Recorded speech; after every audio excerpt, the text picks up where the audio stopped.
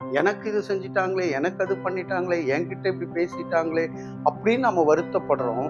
ஆனா ஆண்டவர் சொல்லுகிறார், மற்றவங்களுக்கு நீங்க அப்படி செய்றீங்களா? செய்யறது இல்லல்ல. ஆகவே மற்றவங்களுக்கு நீங்க உங்களுக்கு என்ன செய்ய விருப்பமா இருக்கோ, மத்தவங்கலாம் எனக்கு இப்படி கவனிக்கணும், இப்படி பண்ணணும் அப்படின்னு ஆசைப்படுறீங்கல்ல, அதுபோல நீங்களும் மற்றவர்களை கவனித்துக் கொள்ள அன்பு செலுத்த அழைக்கப்பட்டவர்களாய் இருக்கிறோம்.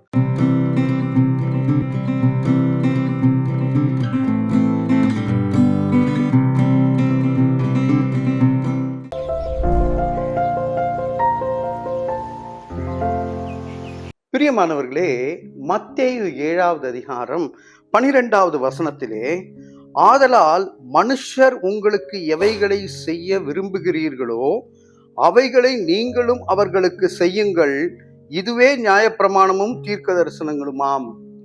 பாருங்க, இது ஒரு கோல்டன் வேர்ட் ஆக கருதப்படுகின்றது. கோல்டன், இந்த பைபிள்ல இருக்கிற எல்லா வசனத்திலையும் இது ஒரு முக்கியமான வசனமா இருக்கு.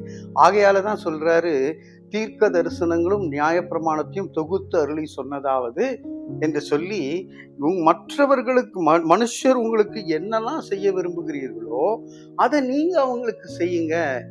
ரொம்ப கடினமான காரியம். எனக்கு இது செஞ்சிட்டாங்களே, எனக்கு அது பண்ணிட்டாங்களே, என்கிட்ட இப்படி பேசிட்டாங்களே அப்படின்னு நம்ம வருத்தப்படுறோம். ஆனா ஆண்டவர் சொல்லுகிறார், மற்றவங்களுக்கு நீங்க அப்படி செய்றீங்களா? செய்யறது இல்லைல்ல. ஆகவே மற்றவங்களுக்கு நீங்க உங்களுக்கு என்ன செய்ய விருப்பமா இருக்கோ, மற்றவங்கலாம் எனக்கு இப்படி கவனிக்கணும், இப்படி பண்ணணும் அப்படின்னு ஆசைப்படுறீங்கல்ல, அதுபோல நீங்களும் மற்றவர்களை கவனித்துக் கொள்ள அன்பு செலுத்த அழைக்கப்பட்டவர்களாய் இருக்கிறோம். ஒரு மருத்துவர் ஒருத்தர் இருந்தார். அந்த மருத்துவர் சிகிச்சை பார்த்து கொண்டிருந்தார். எல்லாருக்கும் எல்லாம் ஓரளவுக்கு ஒரு சிறந்த டாக்டராக இருந்தார். திடீரென்று அவர் என்ன ட்ரீட்மெண்ட் கொடுத்துட்டு இருந்தாரோ அதே ஸ்பெஷாலிட்டியில அவருக்கும் நோய் வந்துட்டு, அந்த நோய் வந்த காரணத்தினால அவர் கடினமான பாதைக்குள்ள போனாரு. அவர் அந்த வலி என்னதென்று தெரிந்து கொண்டாரு.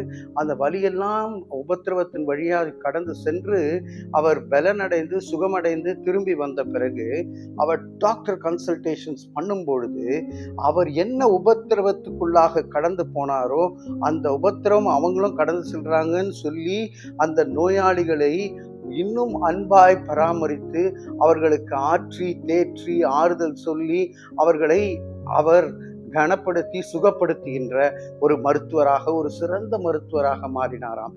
பல வேளைகளிலே நாம கஷ்டமான பாதைக்குள்ள போகும்போது தாங்க தெரியும் நமக்கு என்ன, யார் எப்படி, நாம எந்த உபத்திரம் பண்ணோம், என்ன தவறு செஞ்சோம், இதையெல்லாம் நாம் கற்றுக்கொள்ளும் பொழுது, நாம் வெளியே வரும் பொழுது ஆண்டவருக்கு உகந்த பிள்ளைகளாக, அன்பை செலுத்தக்கூடியவர்களாக, மற்றவர்களுக்கு நாம என்ன எதிர்பார்க்கிறோமோ அதை மற்றவர்களுக்கு செய்யக்கூடிய பிள்ளைகளாக மாற கர்த்தர் நமக்கு உதவி செய்வாராக.